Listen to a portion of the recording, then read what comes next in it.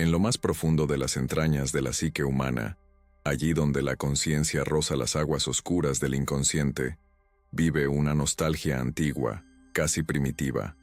No es simplemente el deseo de ser amado, es una necesidad arcaica de salvación.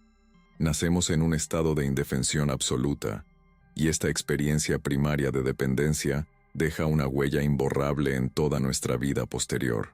En la infancia, sobrevivir dependía literalmente del otro, de la madre, del padre, de esa figura gigante capaz de protegernos del frío y del hambre.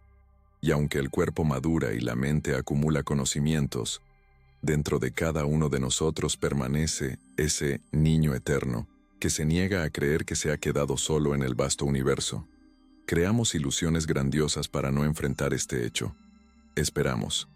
Miramos a nuestras parejas, al gobierno, a los jefes o incluso a Dios, no como a iguales o seres superiores, sino como a padres que deben, que están obligados a venir y arreglar lo que está roto. Esta espera del otro mágico es el veneno más dulce para el alma. Adormece la vigilancia, nos permite permanecer en un estado de potencial pasivo, donde todo es posible, pero nada es real. Nos decimos, mi vida comenzará de verdad cuando conozca a la persona indicada, o cuando finalmente me noten y me valoren. Pero esa es una mentira que el ego le susurra al sí mismo para evitar el terror ante una libertad que asusta. Mientras esperamos al Salvador, entregamos nuestra energía vital a un fantasma. Nos convertimos en rehenes de nuestra propia fantasía, congelando el tiempo. Este estado de espera neurótica convierte la vida en un borrador que, según creemos, alguien más vendrá a pasar a limpio.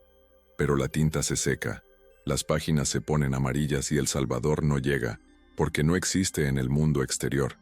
Él es solo una proyección de nuestro propio potencial no realizado, ese que tememos apropiarnos. Cuando la espera se alarga y el silencio ante nuestras súplicas se vuelve ensordecedor, la dulce esperanza comienza a fermentar y a convertirse en el vino amargo del rencor. Es una etapa inevitable, cuando la ilusión empieza a desmoronarse. ¿Sientes ira? Eso es bueno, porque la ira es energía que busca salida. Pero la tragedia de la mayoría de la gente radica en que no dirigen esa energía a la construcción de su propio destino, sino a la destrucción del mundo que los rodea y de sí mismos a través del cinismo y los reclamos. Empezamos a odiar a quienes designamos como nuestros salvadores por no haber cumplido con el papel que les impusimos sin que lo supieran. Culpamos al destino de la injusticia, sin entender que esta injusticia es solo el eco de nuestra propia pasividad. Es el encuentro con la sombra. La sombra nos susurra que somos víctimas de las circunstancias, que el mundo es cruel y frío. Pero si miramos más profundo, con una honestidad despiadada, veremos que nuestro rencor es un miedo disfrazado ante nuestra propia fuerza. Es más fácil culpar al mundo por no darnos las llaves del paraíso que admitir que las puertas nunca estuvieron cerradas. Proyectamos nuestra incapacidad de actuar en la pantalla exterior de la vida, viendo obstáculos donde en realidad solo hay tareas. Esta etapa es dolorosa, porque nos exige reconocer nuestra complicidad en nuestro propio sufrimiento. El neurosis actúa aquí como un mecanismo de defensa. Preferimos el dolor conocido del papel de víctima a la incertidumbre que trae consigo la auténtica responsabilidad. Nos aferramos a nuestros traumas como justificación para la inacción. Acariciamos nuestras cicatrices como medallas por un trato injusto, olvidando que mientras miramos hacia atrás, hacia quienes nos fallaron, le damos la espalda a nuestro propio futuro. Esta traición a uno mismo es el pecado más grave contra la propia alma, pues al renunciar a la autoría de nuestra vida, nos convertimos en objetos, en cosas que le suceden a otros, y no en sujetos que crean la realidad. Y entonces llega el momento de la verdad, a menudo a través de una crisis, del derrumbe de todas las esperanzas, cuando uno se encuentra sobre las cenizas de sus ilusiones. Es un momento aterrador, pero sagrado, cuando finalmente entiendes que la caballería no va a llegar, que nadie bajará del cielo para pagar tus deudas, sanar tu corazón o darte un sentido de vida. Te envuelve el frío helado de la soledad, pero en ese frío hay una claridad cristalina. Justo ahí, En el punto de absoluta desesperación, comienza el proceso de individuación. Aceptar el hecho de que nadie te va a salvar no es una condena, es una liberación. En cuanto retiras tus proyecciones de salvador de las personas que te rodean, recuperas esa enorme energía psíquica que gastabas en la espera. Empiezas a sentir el peso de tu propia vida sobre tus hombros. Sí, esa carga es pesada, pero es tu carga. Y curiosamente, en cuanto aceptas cargarla, deja de ser un lastre y se convierte en un ancla que te mantiene en la realidad, impidiendo que te vayas volando al mundo de las fantasías vacías. Dejas de preguntarle a la vida, ¿por qué? Y empiezas a preguntar, ¿para qué? La responsabilidad deja de ser un deber moral ante la sociedad y se convierte en un acto de amor propio. Entiendes que solo tú puedes salvarte, integrando tu sombra, reconociendo tus debilidades y convirtiéndolas en fuente de fuerza. Te conviertes en el alquimista de tu propia alma, transformando el plomo de las circunstancias difíciles en el oro de la conciencia. Es el camino del héroe, que no ocurre en tierras lejanas, sino en el silencio de tu propio corazón. Te das cuenta de que no eres lo que te pasó, sino quien decides ser ahora, en este preciso momento, cuando ya no hay a quién culpar ni a quién esperar. Sin embargo, entender este hecho, que estás parado sobre las ruinas de tus expectativas en total soledad, es solo el primer paso, solo la llave que hemos metido en la cerradura. Muchos se quedan atorados justo aquí, en la comprensión intelectual de su responsabilidad, suponiendo que el solo entender el problema lo resolverá mágicamente. Esa es otra trampa de la mente astuta, que intenta reemplazar la acción dolorosa con la reflexión segura.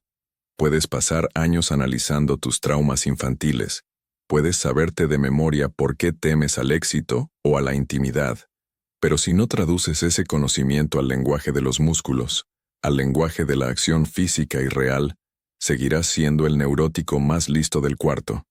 La alquimia del alma requiere fuego, y el fuego solo se enciende con la fricción de la voluntad contra la resistencia de la materia. Aquí nos enfrentamos a la necesidad de crear rituales personales, no esos ritos vacíos que hacemos mecánicamente, sino acciones conscientes que afirman tu poder sobre el caos. Cuando te levantas por la mañana, y contra el deseo de esconderte bajo las cobijas de la crueldad del mundo, tiendes la cama, realizas un acto sagrado. Le dices al inconsciente, estoy aquí, pongo orden en el espacio que me rodea, tengo poder sobre este pequeño pedazo de realidad. La responsabilidad no es un concepto abstracto, es un músculo que se ha atrofiado por los largos años en que dejaste que otros cargaran tu mochila. Y para fortalecerlo, hay que empezar con poco. Hay que vencer la inercia colosal de la psique, que, como el agua, siempre busca fluir por el camino de menor resistencia, hacia abajo, hacia la regresión, de vuelta al vientre materno de la despreocupación. Debes convertirte en padre de ti mismo, en ese padre estricto pero amoroso que quizás nunca tuviste, que te diga, levántate y anda, no porque tengas ganas, sino porque es necesario para tu alma. Y entonces das un paso, pero ¿hacia dónde? No hacia batallas heroicas con dragones, esas que tanto le gusta pintar a nuestra imaginación sedienta de gloria y reconocimiento. No, el camino hacia uno mismo pasa por el valle de la cotidianidad, por lo que Jung llamaría humildad ante la realidad. El neurótico que vive dentro de nosotros odia la rutina, quiere grandeza, quiere vuelos, dramas y tragedias, porque en ellos se siente importante. Pero la vida real, esa donde se forja el carácter, ocurre en el silencio de los días grises. Lo sagrado se esconde en lo banal. La salvación que tanto esperabas de fuera, en realidad está disuelta en la disciplina de lo cotidiano, en las cuentas pagadas a tiempo, en la comida sana que te preparas, en el trabajo honesto, aunque te parezca aburrido. Cuando asumes la responsabilidad, dejas de despreciar la materia. Empiezas a ver en el acto de lavar los trastes o en salir a correr por la mañana una oración al cuerpo y al ser. Eso es hacer tierra. El joven eterno, el puera eternus que vive en tu psique, va a gritar y a patalear, va a exigir fiesta y ligereza, afirmando que lo cotidiano mata el espíritu. Pero tú, como un mentor sabio, debes explicarle que el espíritu sin envase es vapor que se lo lleva el viento. La disciplina es el envase. Cada vez que haces lo que debes y no lo que quieres en ese momento, densificas tu personalidad, la haces real. Dejas de ser un fantasma tejido de deseos y miedos, y te conviertes en un ser de carne y hueso, capaz de aguantar los golpes del destino. No es esclavitud ante las obligaciones, es la forma más elevada de libertad. La libertad de la tiranía de tus propios impulsos y caprichos momentáneos. Solo quien sabe gobernarse en lo pequeño es capaz de sostener el timón en la tormenta de una gran crisis. Cuando recorres este camino, cuando aprendes a pararte sobre tus propios pies sin andaderas ni muletas, ocurre una transformación asombrosa en tus relaciones con los demás. Es la paradoja final. Solo aquel que no necesita a nadie para sobrevivir es capaz de amar de verdad. Mientras buscabas un salvador, no veías a las personas, veías funciones. Mirabas a tu pareja, a tu amigo, a tu hijo e inconscientemente evaluabas. ¿Podrá tapar mi vacío? ¿Podrá darme lo que no me dieron mis padres? Eso no es amor. Es parasitismo disfrazado de romance o amistad. Es usar a otro ser humano como recurso para mantener tu neurosis. Pero cuando tomas la responsabilidad de tu vida en tus manos, liberas a los que te rodean de esa carga insoportable. Retiras tus proyecciones. Dejas de exigirle a tu esposa que sea tu madre y a tu jefe que sea tu padre. Y de pronto, como si la niebla se disipara, ves frente a ti a otra persona en toda su alteridad, con sus propios miedos y esperanzas. Y solo entonces es posible el encuentro. El encuentro de dos universos completos que decidieron estar juntos, no por miedo a la soledad, ni por necesidad, sino por abundancia, por la alegría de compartir su camino. Ya no eres una víctima esperando al verdugo o al salvador. Eres un creador, y tu mundo ya no está vacío. Sí, nadie vendrá a salvarte, y gracias a Dios, porque eso significa que eres libre, libre para ser tú mismo, libre para equivocarte, libre para corregir tus errores y, al final, libre para vivir tu propia, y solo tuya, vida única e irrepetible.